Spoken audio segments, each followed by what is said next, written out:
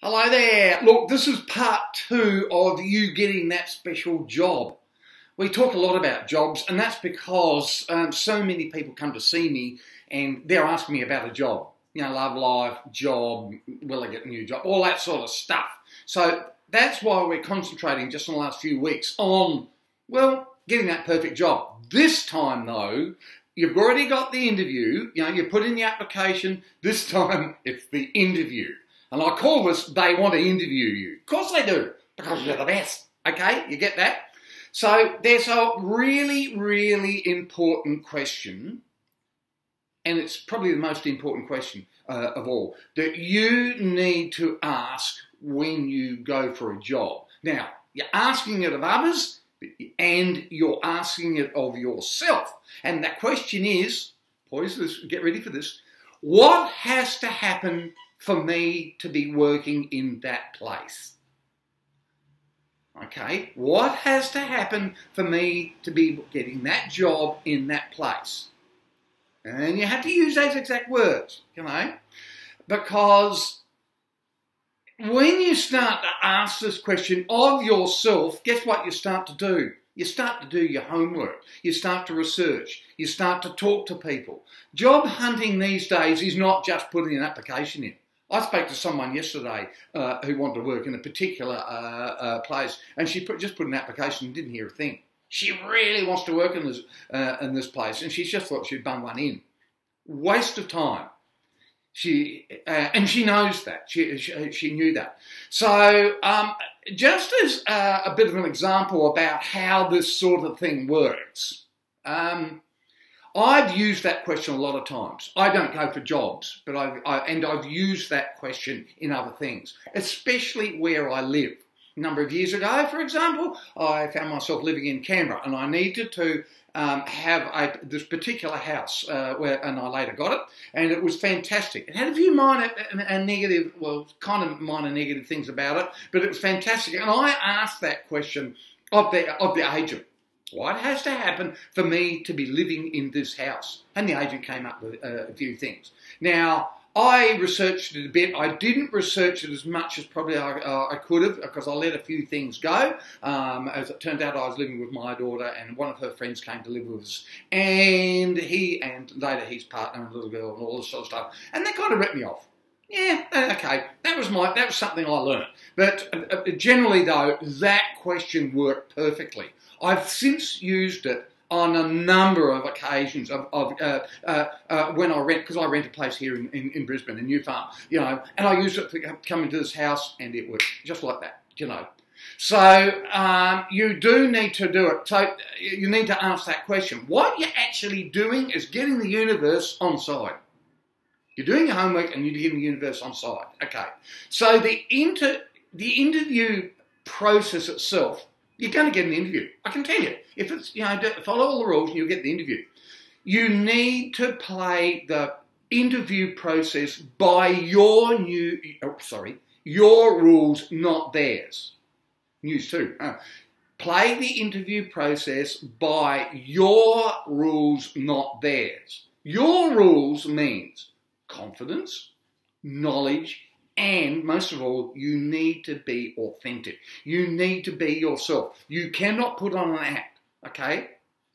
You need to be upfront about what you are about. Now, if you are, I'm just going to put a little ad in here. If you are worried about what's authentic for you, book in and see me. I'll soon tell you. You know, I'll put some things out for you, about how authentic you is. Bad grammar. About you. Okay, so you must be authentic. It's really important. And being authentic is being you. It's the person you really are.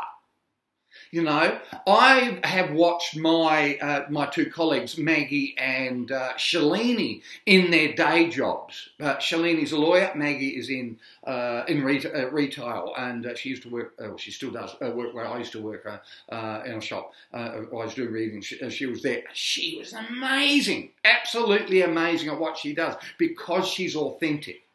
Shalini, as a lawyer, I've watched her at work. I've spoken to her about some legal things, not for my legal things, but generally, and things like that. And she is unstoppable. And that's because she's authentic. And it's that they know what authentic is. And that's one of the things that makes them really, really good readers, actually, psychic readers, because they are authentic. Okay.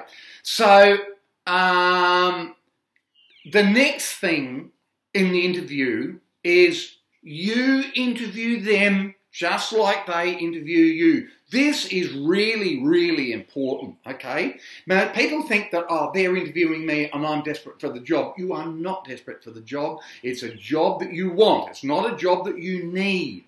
This is really important. You want the job. You want to work there because it's different. It's because it's nice. It's a good team. It's all this sort of stuff. You're going to be authentic about this, okay?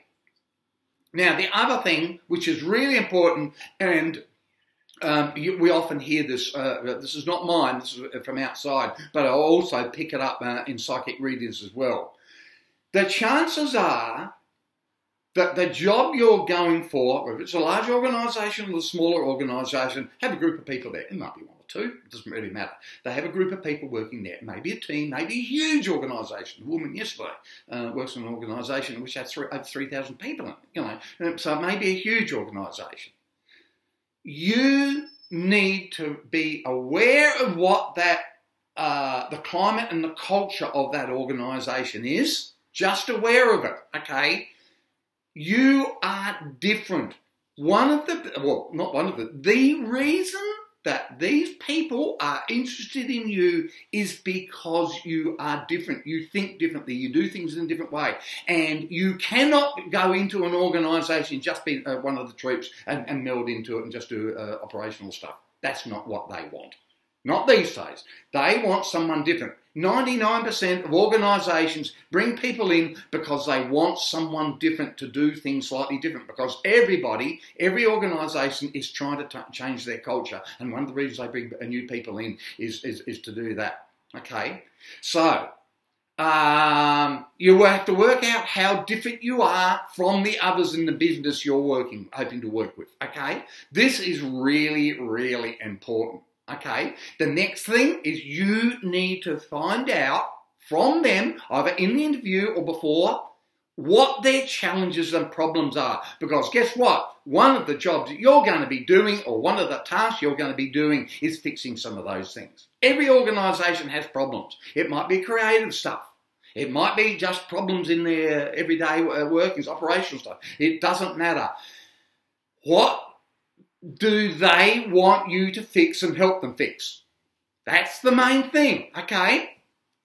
So, also, and lastly here, an authentic person in an interview or any time does not control.